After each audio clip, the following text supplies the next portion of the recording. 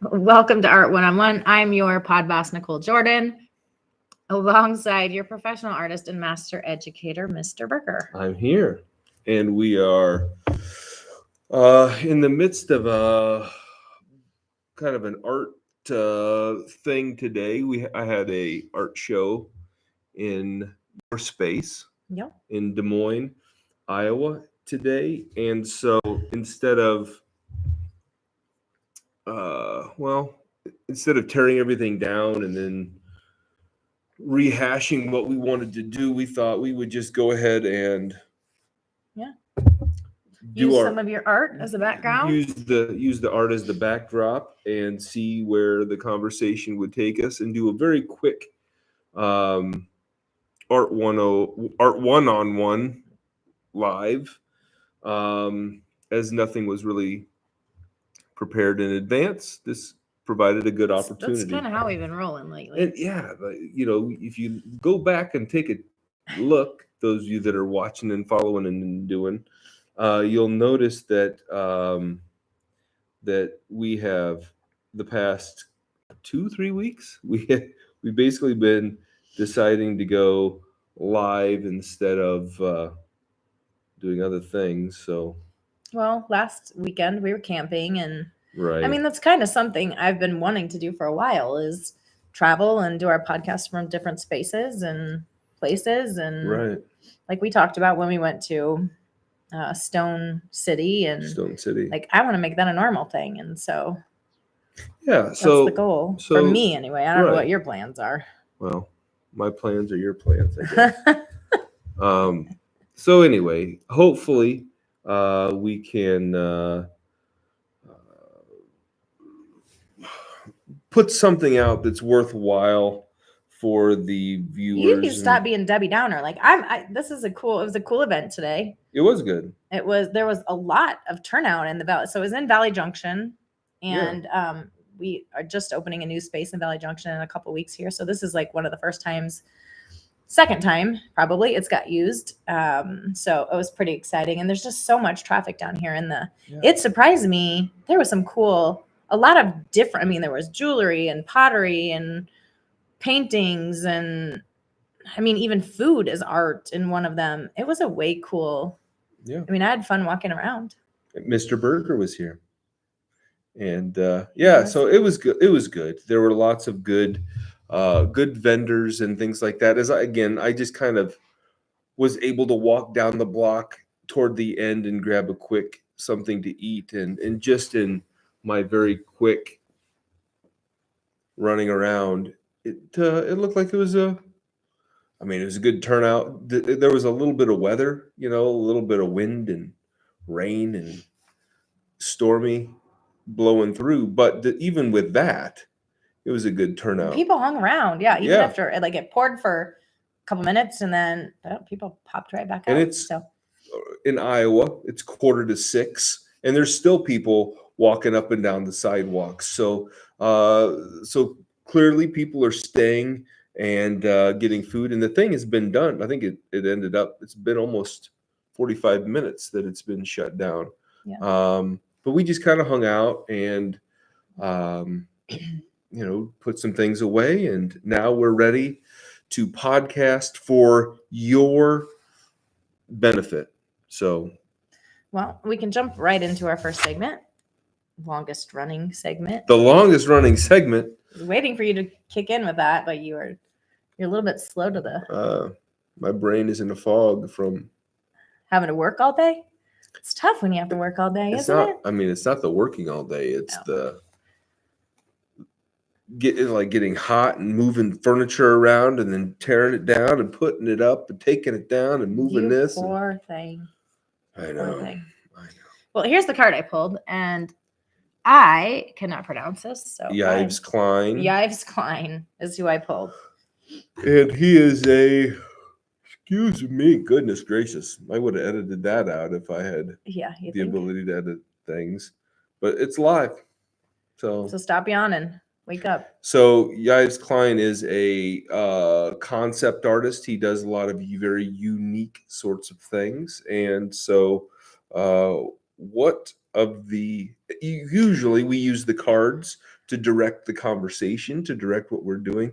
So which one of the phrases on the card would you like to use to drive the conversation? I'm going to go with enroll in a judo class, just because this is so off topic from what we normally cover. Enroll in a judo class. Well, Klein was actually a judo master. And I believe he wasn't like an Olympian or anything like that, but he was a judo, like he had trained in some judo thing. And He was like a top rank, wasn't he? yeah, he was very highly ranked in judo. And so he started his own judo school in Paris. He did? He had a school? Yeah. Was this pre-art or post-art for him, or just in the middle? As he was making art, he was also involved in judo. And it's a weird thing. Like most people are like, "Oh, you're an art teacher." And so sorry. It gives you the coughs. Maybe you're allergic. Oh, you're an art teacher. You must be like you coach football, you coach wrestling. How can you like sports and art? Yep, those things happen. A lot of my best, I wouldn't say a lot of my best, but several of my better artists were athletes. I don't think that being an artist or an athlete is necessarily exclusive. I think I'm on it. I think the thing that's hard is that like each of those in today's world involves, I'm not talking olden days, but now. The olden days. Yeah. I'm just talking now. If you're really into art or you're really into sports, it's like it takes up so much of your time. So to be able to do both of those is really hard because it seems like they expect so much out of you sports wise if you're doing that, or art if you really want to be good. You've really got to dedicate a lot of time. Well, I think that's honestly, I think that's a lot of things that's a transition in society. That's more of a American socialization thing. I can't speak to what things are globally, but obviously, like in the United States, you all right? You're gonna start making me. Damn gosh, it's a tough day to go live. No kidding. What are we doing? Coughing, I'm yawning. But a lot of places, you have to specialize, and that's true and I think it depends upon the dynamic. Like right now I'm teaching in a relatively small school. In this relatively small school, they need all of the athletes to be in all of the athletic things. So if you're an athlete, they pretty much need you to be a 3 or 4 sport athlete. If you're an art person or artsy person, they need you to be in the band and the choir and art class and drama and all of these. You got to be in everything. They need you to be in everything in order to have all of those options available.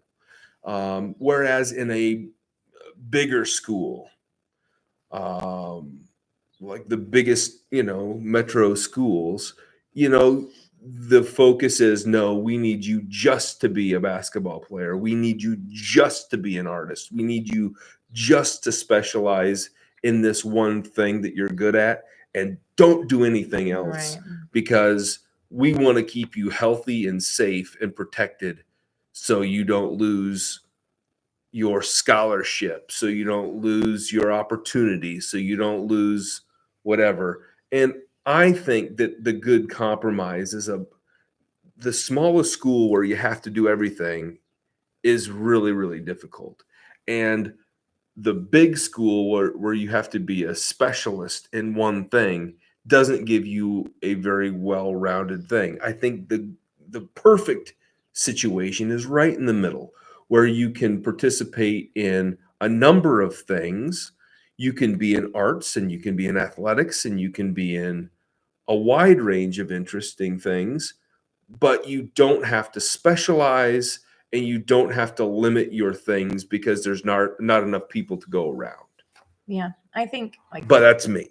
I I think I'm with you, unless like a kid is just super passionate about something and it's by Right. their choice that they just want to dive in and really focus on it. But Right. otherwise, I think it is like to diversify what you're doing, and like being able to be creative, being able to be athletic and in good shape.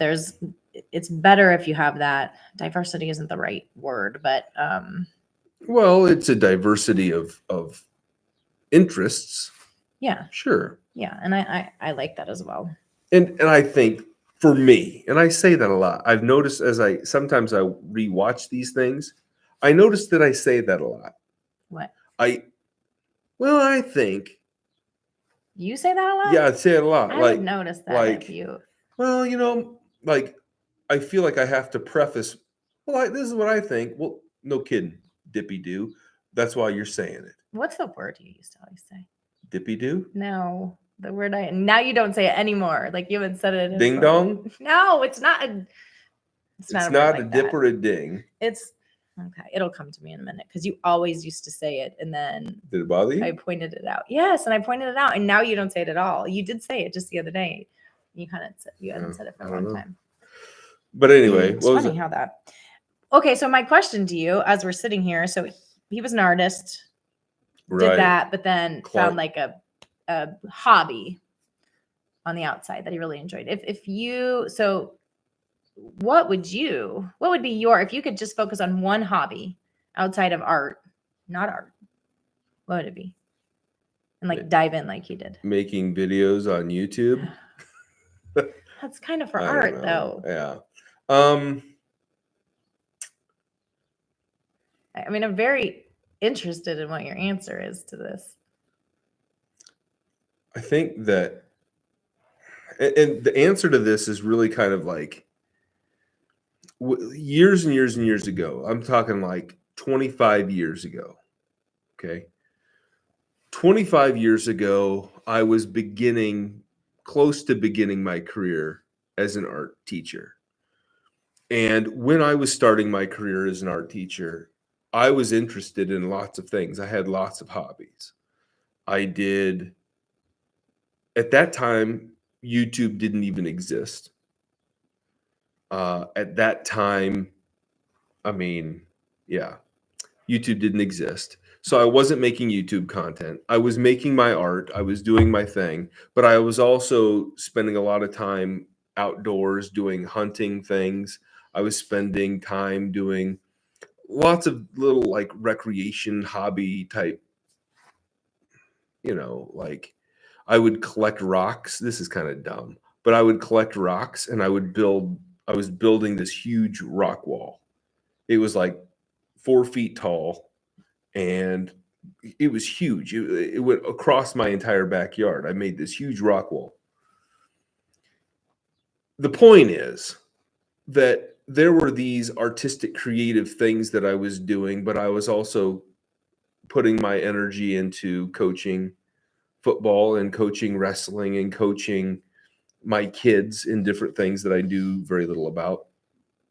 But I was spending a lot of time doing these things. I was spending a lot of time investing financially into hunting and fishing and outdoorsy sorts of things. And I said, look, I can't invest my time in all of these things. I don't have enough time. I don't have enough money. I don't have enough resources.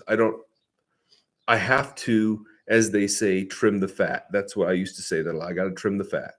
So what I would do is I would say, okay, I've got too many things that I'm doing. I've got to stop doing something.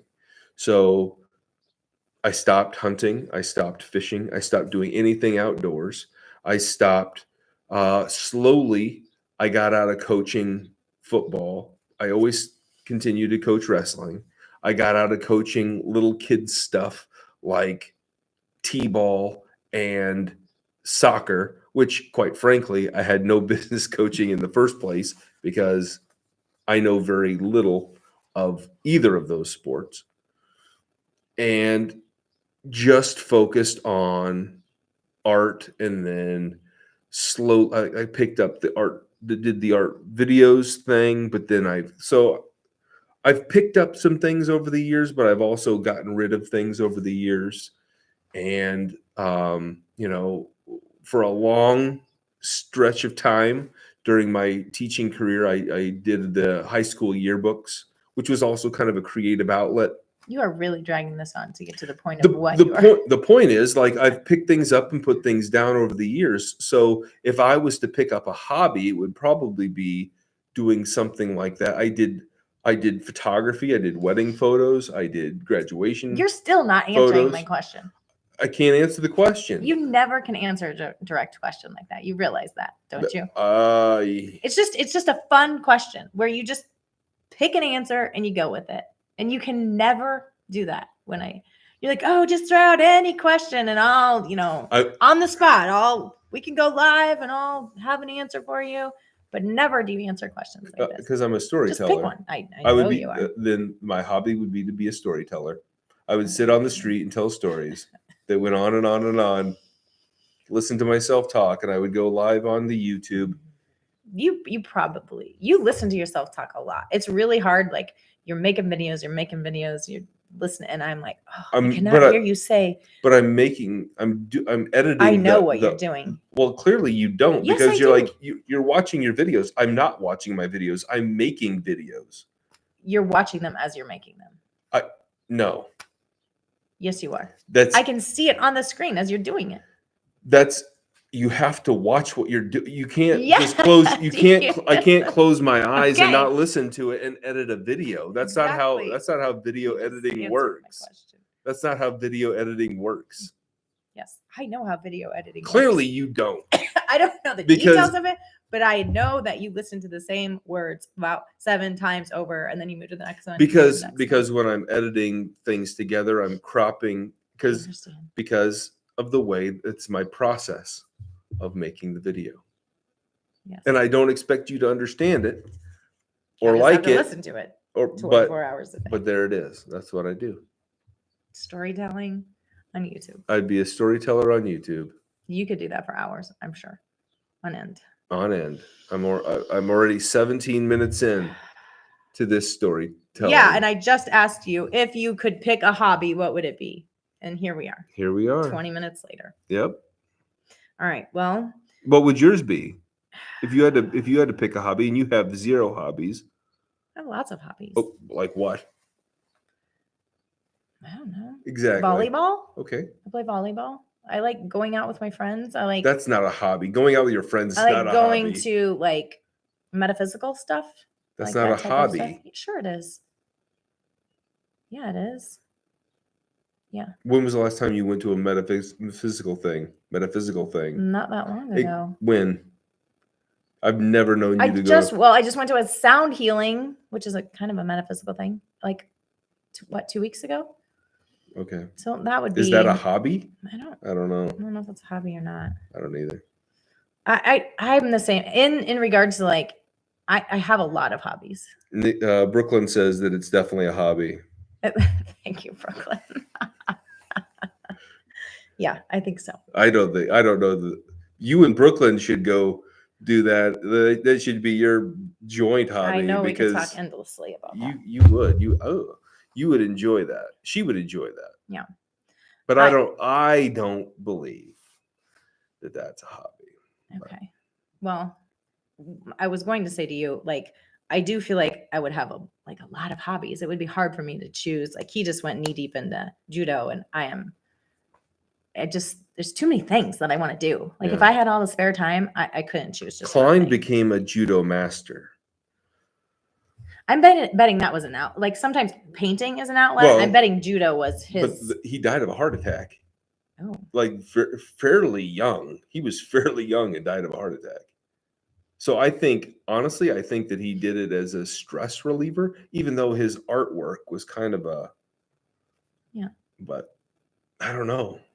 Well, I do know. I mean, well, just like I was saying, like, art is an outlet to people, but judo, like at one point, that's a conversation I had with my therapist. Like, I'm like, meditation for what's going on with what's happening right now is not cutting it. She's like, you need to go out and like break something or do kickboxing or something like that. You need to go out. This is the wisdom of a therapist. Go out and break something. It was such good.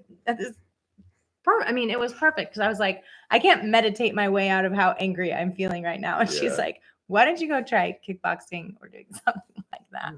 And I did, and it was great. And I couldn't do it every day, but Brooklyn was kind of a kickboxer in college.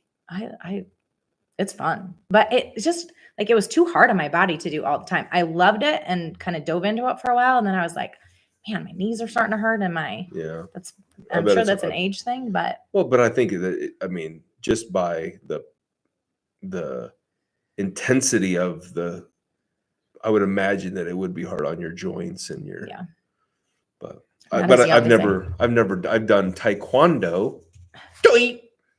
I don't even.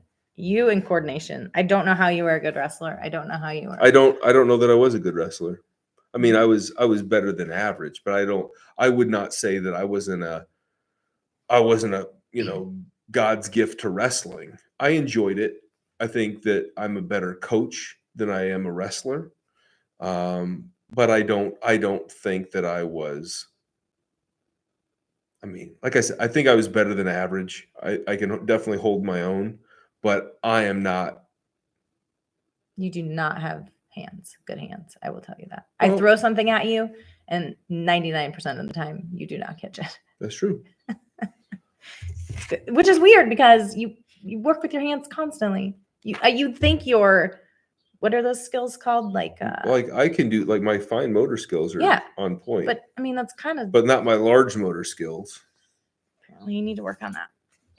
At 50, I don't know that it is going to happen. I don't think I'm going to be going into the NFL anytime soon. So, say his name again. Yves Klein. Yves Klein. I think that's how you pronounce it. Somebody's going to be like, no, the syllable is wrong. Way off on that. But when I was doing a little bit of research before we did our podcast on him, it talks about him being being popular for minimal art. And I know we've maybe talked about that a little bit before, but refresh my memory on what.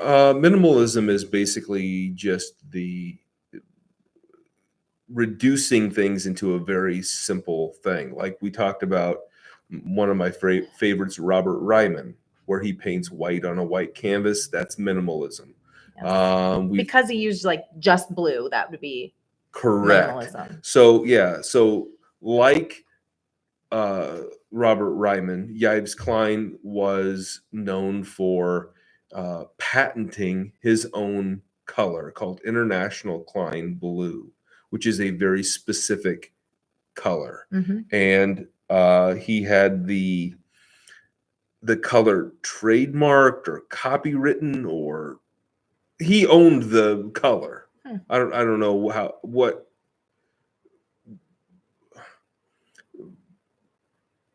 governmental area you got to go through to patent a color or own a color or have a color, trademark a color, but it was his color. Okay. And so he would go into like gallery spaces and paint a wall or paint objects or paint people, or literally you'd have these like models come in and he'd have them lay down and roll around and paint, and he would do like, he would have them push their naked bodies against canvases, and he did some wacky, wild stuff. Interesting. What I also read about him is he was the first to have a public one-man exhibition, which I thought was kind of a big deal. Public one-man exhibition. I don't know about that. He was the only person in his exhibition. You don't know that that's accurate information? I don't know. I've never. I would imagine that there had to have been somebody who publicly put their artwork out and said, "Public, here's an exhibition of all my art for free. Come look at it." Just telling you what I read. I mean, I could imagine that there have been others that have had public one-person exhibitions of their art, but I don't know. I cannot back that up with actual data. But I do remember kind of talking about him in the past. I feel like we talked about him because of his patenting his Could have been. his color. And his parents were both artists, I believe. I don't know. I don't recall. Gosh, I do remember having a conversation about him, or maybe it was somebody else that patent. Is there someone else that we would have talked about that patented a color and worked in a color? No, He's the only one that I've ever known of to do that. But that doesn't. I mean, there could be others, but he's the only one I would have ever talked about to do that with a color. Okay. Indeed. Well, moving on to our next segment, we'll jump into Journey into the Archives. Journey into the Archives. What would I do without your repetition of my introduction? I don't know.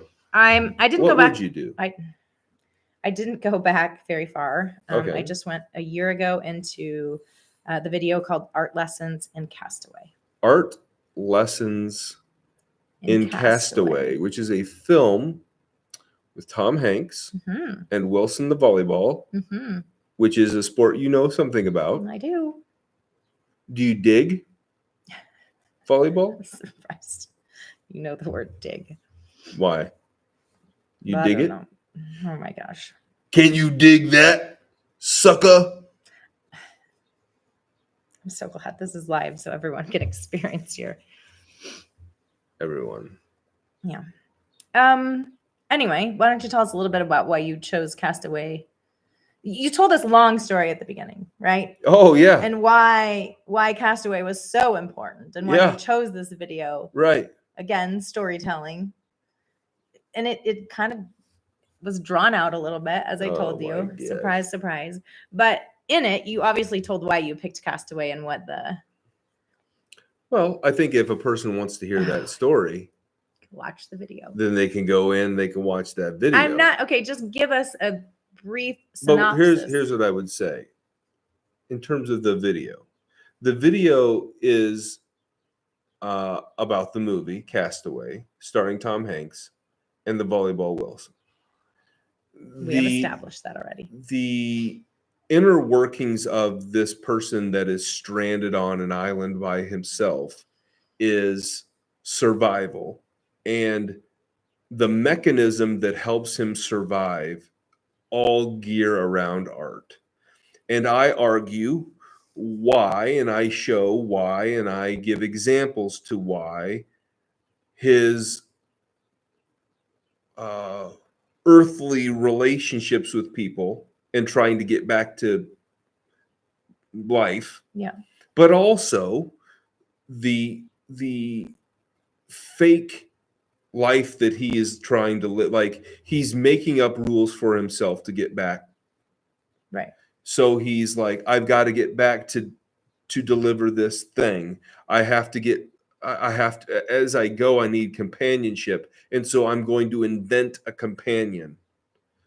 I'm going to, which becomes this evolving art project that he takes with him. And I think that there are, in us as people, there's a lot of that in just like surviving life, getting through life. It's companionship. It's finding someone to do life with.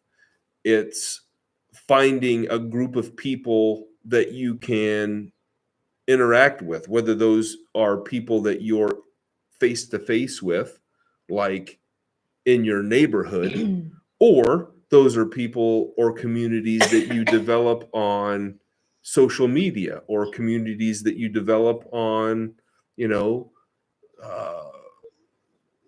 through a hobby or whatever it is you do. Like, I've met people through my art making. I might have to take a break and you talk for a minute. I'll try to hang in there though.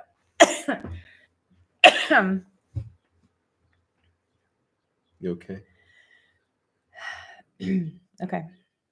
So, well, geez. Sorry. Man, you took the wind out of the sails there. Talking. Well, I can't just keep talking when you're about to die. This is the one and only podcast we have never had a drink ever. Well, that's true. They don't have and I need one. We usually have drinks for this reason. But I'm trying hard to Okay, so finish our conversation. I'm gonna try Finish my conversation with myself. So what was I talking about? I don't even know. the relationships. Oh yeah. And the So some people develop relationships in real life. Some people have social media relationships, whatever. And I think that those things are important. And I think that the the character, Tom Hanks' character, is also trying to. I mean, he's very much showing that in this film. The how art keeps him going, keeps him busy. purpose. He found a Right. purpose. And I think that a lot of times, they say that, people will live until they fulfill a certain thing. Like you hear stories of the mother that won't allow herself to die until her children get to the bedside. And once the children get there and they can have that closure, then she dies. Right. Or the person that they work their whole life and then they retire and they have nothing else to do, and then within a month they die, because it's like, well, what do I have to live for? What do I have to look forward to? What am I doing? And so those people that keep busy and keep active and always have something that they're working toward, those people have a little bit more longevity. Yeah, they have a little bit more longevity than a person that is just, whatever. So again, I think going back to a couple of those things, kind of tying a couple things together. I think Klein had his hobbies and his art, and those things kept him busy. Although, like, sometimes your body gives out, and when it's done, it's done. Right. But there again, there are those folks that they have to have that certain purpose for keeping going. We were just talking. I was just telling you about the study of rats, which is not a great thing, but Story of rats. remember when we just had this conversation probably a week or two ago where it was so crazy. They put these rats in water and had them swim and last as long as they could. And they lasted like 15 minutes. Right. And they brought them out. As soon as they saw they were, done and going to drown, they quick grabbed them, pulled them out, gave them a little bit of food or something, and then put them back in. And it was like, instead of 15 minutes, it was like 500 minutes or something like that. Some ungodly number that they lasted the next time, just because they had a purpose or a reason for doing it. They could go that much longer, which is so crazy. What I thought do you maybe mean? What was the purpose of going further? they knew that they were going to they thought that they were going to get saved and get food again. So they didn't have any like reason for hanging around and didn't think they had like But by that logic, if I was a rat and I knew if I started to drown, they were going to give me food and they were going to rescue me, well, I'll just stop swimming and start sinking. And then, well, I don't think that was the purpose was to see how long they could do it for. well, but hey rat, I need you to swim as long as you, I mean, come on. No, you're going to make me look up the study, but that's what it basically said, that And who's this sick son of a gun dumping rats in a bucket and making them swim till they die? I mean, that's a person better than a lot of other things that they test on rats. That's a serial killer in the making. Somebody doing that kind of nonsense. Rats did not die. Well, I hope not. I mean, I'm not a big rat fan. The other except thing, except the 80s hair band. The other thing that I learned about, oh my gosh, that I was actually talking with the lady today that came in from the art world. She actually came in to talk about MySpace, but the fact that MySpace, you're still on MySpace? Very funny. I was never on MySpace. You weren't? No, I don't think so. I wouldn't either. I don't think so, but I thought social media was dumb. What? Yeah, I was not gonna do MySpace, and people would put little, like, I heard about it. I've seen it. I had seen it, and I thought, this is the dumbest thing. I don't even understand what people are doing. I just didn't care. It didn't seem interesting to me. Anyway. But MySpace as in Enso, where where you inhabited today for your art exhibition. the thing I was telling the lady is like in one of the most recent studies, and I don't know who, I'm like, you're so good at details. I'm so not. But a recent study showed that like one of the most positive and impactful things in a what? Oh, my friend Dre. She's telling me to focus. Yes. That's why I'm here. I'm supposed to keep him focused and That's on your track. job. And it's so hard. It's so hard. Thanks, Dre. Yeah. Oh my gosh. Okay, now I gotta focus. Okay, so one of the most impactful things in a person's healing was community and support and people. Like even more than, it was like meditation, community, like even more than, I don't know, other things that you would think like drugs and whatever. It was having a really strong community of people and support. And that was the one of like, it was like the top most impactful thing in a person's healing in the study that they did. And I'm like, oh my God, that's why we're creating this space. Like just having that support and having your people, whether it's your art people or your, yoga people or your book club people. I just think that's so important. Well, one of those things was, and I don't want to dwell on a lot of past stuff, past stories, but with Dre being here years and years ago, I thought, what a better way, and this is a little bit of a story. So what better way, a little bit. Okay. What better way of pulling a new group of people into my YouTube channel crap than to use other video formats. So I've experimented on other formats, including TikTok. So I go onto TikTok and I start to immerse myself into this art community. Dre was a part of that art community. She's an artist that she kind of has her own way of doing things and learned a lot of things along the way and had really good insights on things, but also was very eager to learn things from somebody that had skills or knowledge or whatever that she was looking to, that she wanted to collect. And so for whatever reason, like we just kind of hit it off. And when I was going through some really difficult times in my life, like I was making my art and I was supporting other artists and trying to give insights, and then when life changed, and things, and the rug was pulled out from underneath me in life, it was like, okay, where's my community, and where are my people? Right. And that art community that I kind of had adopted along the way was very much there, very much a part of what helped me through that difficult time. And it was that art community that was also like that. It was kind of the double-edged sword. On one side, it was very much the saving grace that kept me going and helped me out. When I had very few people to turn to help me out in a lot of ways, Dre and Ray and Country and a bunch of folks that I knew from the olden days, they were there to help me out and literally kept me alive during part of that time. And that was also used against me as this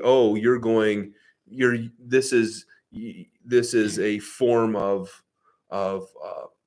infidelity of sorts, that I'm somehow doing something inappropriate by having friends that have a common interest.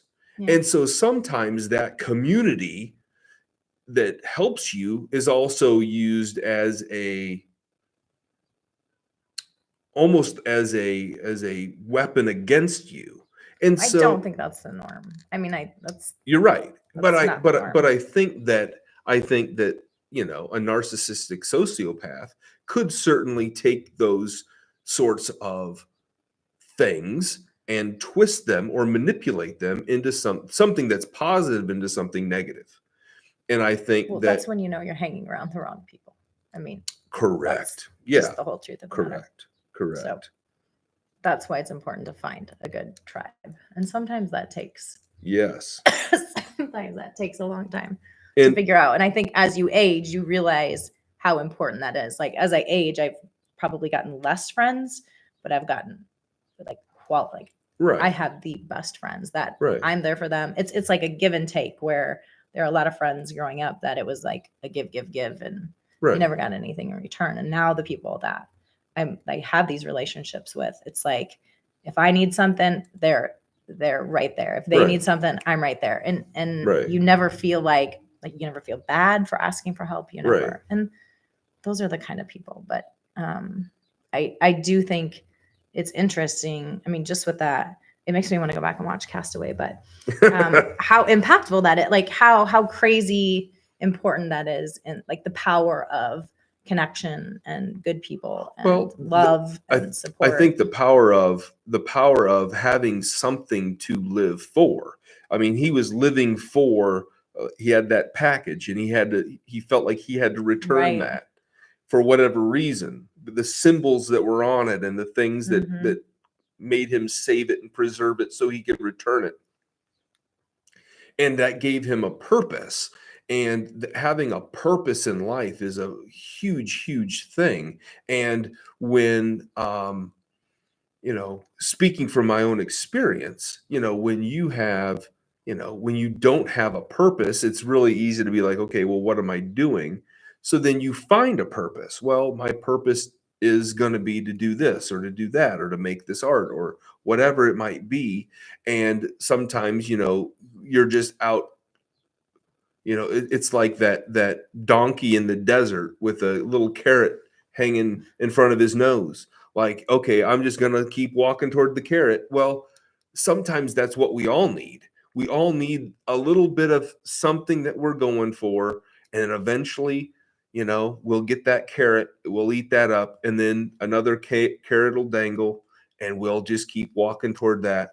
I think the important piece of that is the authentic, like not a carrot of what somebody else needs, or a carrot of, like, it has to be something that's important to you ourselves, or right? Yeah, that authentic piece. And it's crazy that he could use that piece of art, or that logo or whatever, with the angel wings or whatever. But I don't know, just something as simple as that representation and what it meant to him, obviously allowed him to survive, or helped him to survive. Sometimes it's also just that, we have those things that come in front of our lives. They just kind of appear during a certain time, and it's like, that logo, that package being sent at that time in that place, right? And his crossing paths with it. And again, this is a work of fiction, so of course they can put anything they want wherever they want. But those things happen to us all the time. Divine timing. That's and I think, like some of those TikTok friends that I had made years and years ago, they were in my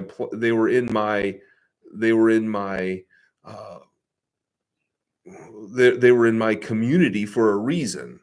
Just like simultaneously you were in my thoughts and in my world at that time for a reason. Right. And we could reconnect, and we could talk, and we could do those things.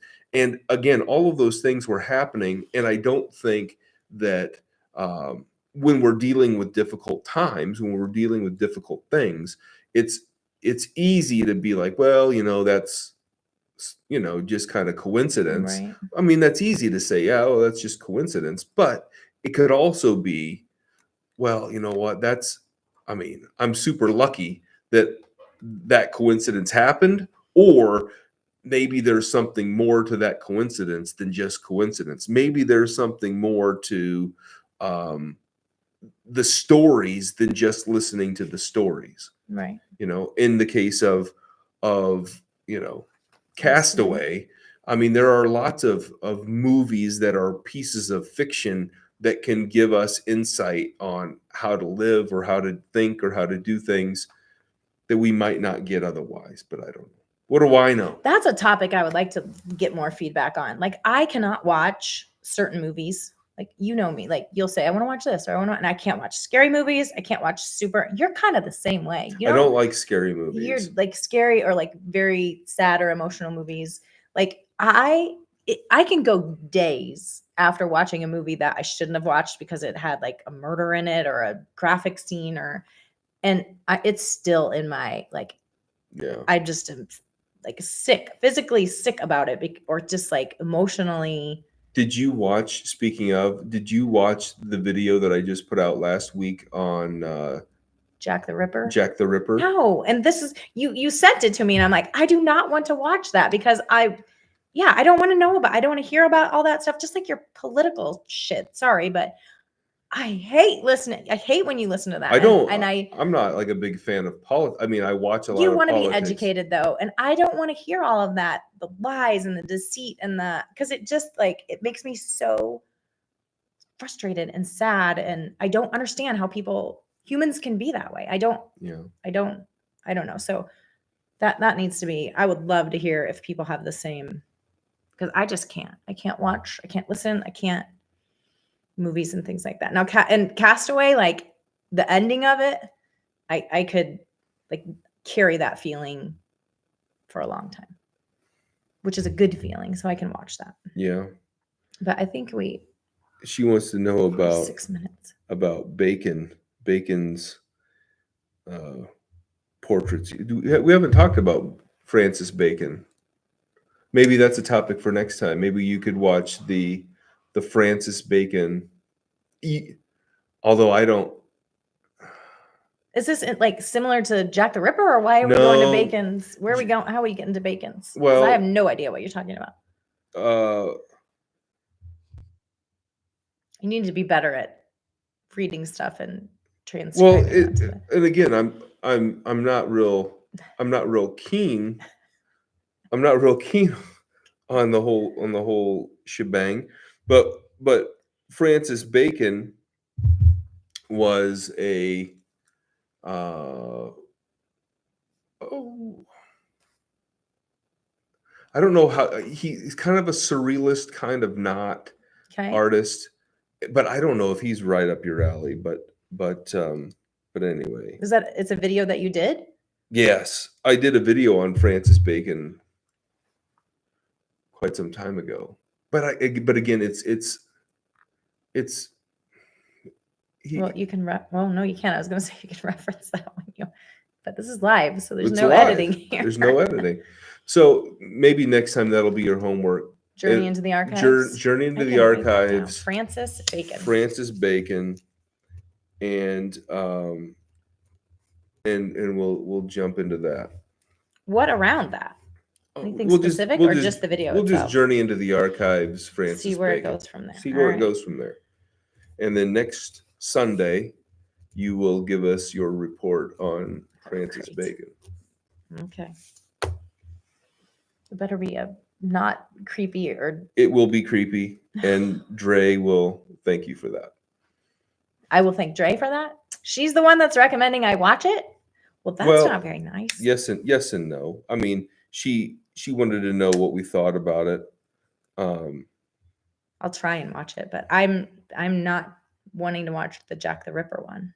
Do you get into a lot of detail? She says, "What do you think about the new King Charles portrait? Have you seen it?" I have not seen the new King Charles portrait. You're driving me crazy. You keep taking your glasses on, pulling. Because I can't hardly see anything.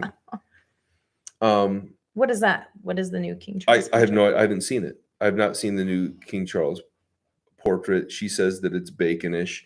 I want us to jump into Bacon, and then my homework will be to look at the King Charles portrait. Your homework will be to look at Francis Bacon, and we will see if the new King Charles portrait is Baconish. Oh, yeah. Okay, that sounds good. I love the interaction today. This has been fun. Well, yeah. Hopefully, we get that. Yes. More often as we do lives. All right. Yeah.